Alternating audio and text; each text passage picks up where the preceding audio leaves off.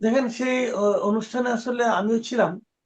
আহ পার্থক্য আসলে হয়েছে কি জিনিসটা, তারেক রহমানের সঙ্গে সাংবাদিকদের একটা মত বিনিময় এই ছিল। আমাকে যখন যে আমন্ত্রণ পত্রটা পাঠানো হয় সেখানে এটি লেখা ছিল। তো তারপরে সেখানে মনে করেন দু ধরনের তাহলে পার্টি এখানে আমি বলবো। একটা হলো যারা আমন্ত্রণ করেছেন এবং যাদেরকে আমন্ত্রণ করেছেন। আমন্ত্রণ করেছেন তারেক রহমান, আর আমন্ত্রিত হয়েছি সাংবাদিক। তো আমি দুই দুই পক্ষ আমরা তো এগুলো তো আগেও দেখেছি। তো আগে দেখেছি প্রধানমন্ত্রীর সঙ্গে অথবা সরকারি দলের সঙ্গে। এবার উনি তো প্রধানমন্ত্রী নন, উনি একটা দলের প্রধান। তো হুম। অনেকেই মনে হলো ওনার ওখানে কথাবার্তা শুনে যে তারা ধরেই নিয়েছেন যে উনি প্রধানমন্ত্রী হতে যাচ্ছেন। এটা হতে পারে, ধরাটা অস্বাভাবিক কিছু না, যার যার ব্যাপার। আমি দুই পক্ষের মধ্যে একটা জিনিস লক্ষ্য করলাম। এর আগে আমি যারা আমন্ত্রণ করেন সরকারি দল অথবা সম্ভাব্য সরকারি দলের নেতাদের সামনে যখন সাংবাদিকরা বসেন, তখন আমি প্রায় দেখতাম যে তাদের কি অ্যাটিটিউডটা থাকে, একটা প্রভু সুলভ অ্যাটিটিউড থাকতো। আর বিপরীত দিকে সাংবাদিকদের মধ্যে দেখতাম এক ধরনের ভৃত্য সুলভ অ্যাটিটিউড তো আছে, সেই সঙ্গে কে কত বেশি অনুগত ভৃত্য তার একটা প্রতিযোগিতা থাকে। তো এক্ষেত্রে আমি ঠিক সেরকমটা দেখিনি। তবে একটু সাংবাদিকদের ক্ষেত্রে আমি বলবো যে ওনাদের মধ্যে ওই প্রতিযোগিতাটা নাই, কারণ এখনো তো ভৃত্য হওয়ার মতো সময় হয় নাই। তবে ভৃত্য হতে পারার মতো একটা আচরণ আমি অনেকের মধ্যে লক্ষ্য করেছি। তারা যেন বলতে চেয়েছেন যে ভৃত্য হিসেবে আমি খুব ভালো হবো, এই যে আমার দিকে একটু সুনজর দিয়ে।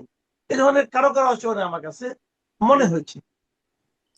আর জনাব মাসুদ বিপরীত কামাল, দিকে আমাকে কি একটু বলবেন, আমাকে এই বিষয়টা আমার খুবই জানতে ইচ্ছে করে যে ধরেন আমরা তো রাজনীতিবিদদের নিয়ে অনেক কথা বলি, সাংবাদিকদের অসুবিধা কি? সাংবাদিকরা এরকম ভৃত্য হতে চায় কেন? এটা চায় আসলে দুটো কারণ। এক নম্বর কারণ হলো তারা সমাজে আরো বেশি প্রভাবশালী হতে চায়।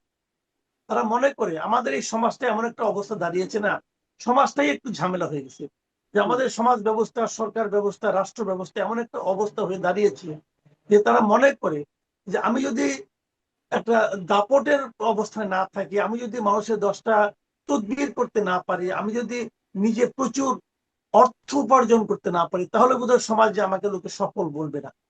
এই একটা মানসিকতা অনেকের মধ্যে কাজ করে। এবং সাংবাদিকতা পেশাটাকে সেই অর্জনের ক্ষেত্রে তারা একটা হুম, হুম। টুলস হিসেবে ব্যবহার করে।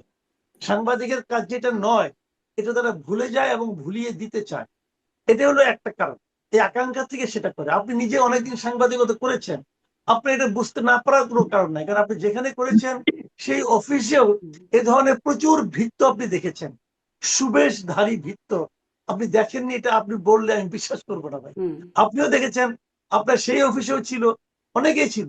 অফিসে বিশাল দাপটের লোক, ওখানে যে দেখবেন হাত পসলাচ্ছে, কাচুমাচু করছে, এরকম দৃশ্য আপনি দেখেছেন ভাই। কাজেই তারা কেন করে?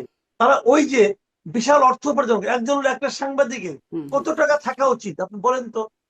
একজন সাংবাদিকের বেতন কত টাকা পায়? আপনি চাকরি করেছেন, আপনি জানেন কত টাকা আপনি বেতন পান। যে বেতন দিয়ে ঢাকা শহরে সংসার চালানোর পর আপনার 3টা গাড়ি থাকবে, ঢাকা শহরে বাড়ি থাকবে, বিদেশে বাড়ি হুম, থাকবে। জি। এটা কি ভাই? টাকা একটা জিনিস মনে রাখবেন, টাকা কখনো আসমানি উপায়ে আসে না। টাকাটা আপনাকে হয় অর্জন করতে হয়, নয় ছিনতাই করতে হয়, নয় চুরি হুম, করতে হয়। তারা ওই কাজগুলি করেছে। এই জন্যই তাদের মধ্যে প্রতিযোগিতা। মনে করেন পায় একজন, 10জন ট্রাই করে, যদি আমি পাই, যদি আমি পাই। কেউ ফার্স্ট হয়, কেউ সেকেন্ড হয়, থার্ড হয়, বাকিরা ওই ফার্স্ট সেকেন্ড হওয়ার জি, জন্য চেষ্টা করতে থাকে। এটাই হলো মূল কারণ। আর জি। আমি এখানে স্পষ্ট। বিপরীতে যে কথা প্রথমে হ্যাঁ, বলেছিলেন ওটা উত্তরটা শেষ করিনি।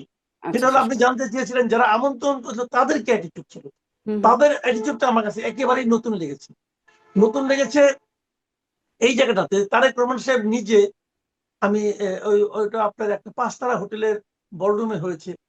যে প্রশ্নটা আমি বরাবরই করি, এনসিপির ক্ষেত্রে করেছিলাম, যে এই ধরনের অনুষ্ঠান 5 তারা হোটেলে করতে হয় কেন, এই বিপুল খরচ হুম, কে দেয়? সেই প্রশ্নটা ওনাদের জন্য থাকলো, এই খরচটা কে দিয়েছে ভাই? যিনি দিয়েছেন তার সঙ্গে আপনাদের দলের কি সম্পর্ক? আপনারা ক্ষমতায় গেলে তাকে কি পাইয়ে দিবেন? এই প্রশ্নটা আমার থাকলো। কিন্তু থাকার পরেও আমি বলবো, প্রায় আপনার সাংবাদিক, ক্যামেরা পার্সন, রিপোর্টার সব মিলিয়ে প্রায় 200-300 লোক ওখানে ছিলেন। আমি দেখেছি যারা তারেক রহমানকে প্রত্যেকের টেবিলে এবং চেয়ারের কাছে যে সবার সঙ্গে হাত মিলাত। আমার কাছে এই দৃশ্যটা নতুন মনে হয়েছে। এর আগে আমি দেখতাম এই সমস্ত ব্যক্তিরা 4-5 জন তার পরিচিত লোকের সঙ্গে হাত হুম মিলিয়ে তারা যে মঞ্চে উঠে যেতেন, কিন্তু এখানে উনি তা করেননি। এবং আমি দেখেছি যে ক্যামেরা পার্সনদের সঙ্গে উনি হাত মিলিয়েছেন এবং তাদের সঙ্গে কুশল বিনিময় করেছেন। হুম এটা আমার কাছে নতুন লেগেছে। আর আরেকটা জিনিস খারাপ লেগেছে, ওটাও আমি বলি। সেটা হলো, আমি একটা মানে হুম ওই দৃশ্যপটে একটা বর্ণনা দিচ্ছি আর কি এই কারণে। জি জি সেটা হলো গিয়ে যে আমি দেখেছি যে ওনারা দাওয়াত করেছেন, কিন্তু মঞ্চের সামনের প্রথম 3টা রোতে যারা ছিলেন তাদের ম্যাক্সিমামই ছিলেন ওই দলের কেন্দ্রীয় নেতৃবৃন্দ। আমার কাছে এটা আমার বুঝে আসে নাই যে উনি এবং মির্জা ফখরুল ইসলাম আলমগীর ছিলেন মঞ্চে, কিন্তু সামনের প্রথম 3টা রোতে ওনার দলের কেন্দ্রীয় নেতাদের থাকার দরকারটা কি?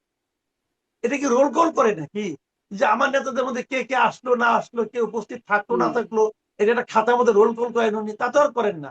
এদের কাজটা কি এখানে আমি বুঝলাম না। বরঞ্চ ওনারা থাকাতে যারা নাকি জেনুইন সাংবাদিক তারা সবাই পেছনে পড়ে গেছে, তারা সামনে বসতে পারে নাই। এই জায়গাটা আমার কাছে দৃষ্টিকটু লেগেছে। আদারওয়াইজ প্রোগ্রামটা ভালো। তারেক রহমান একটা চমৎকার বক্তব্য দিয়েছেন, বক্তৃতা দিয়েছেন। হুম উনি কি বলেছেন তার চেয়ে বড় কথা ওটুকু বলি যে উনি পুরো বক্তৃতার মধ্যে একবারের জন্য বিগত সরকারের, বিগত শাসকের অথবা অন্য কোনো শাসকের অথবা অন্য কোনো রাজনৈতিক দলের কোনো সমালোচনা ওনার মুখে আমি শুনতে পাইনি। উনি কেবল এটাই বলেছেন যে দেশটাকে কিভাবে সামনের দিকে অগ্রসর করতে হবে, উনার পরিকল্পনাটা কি,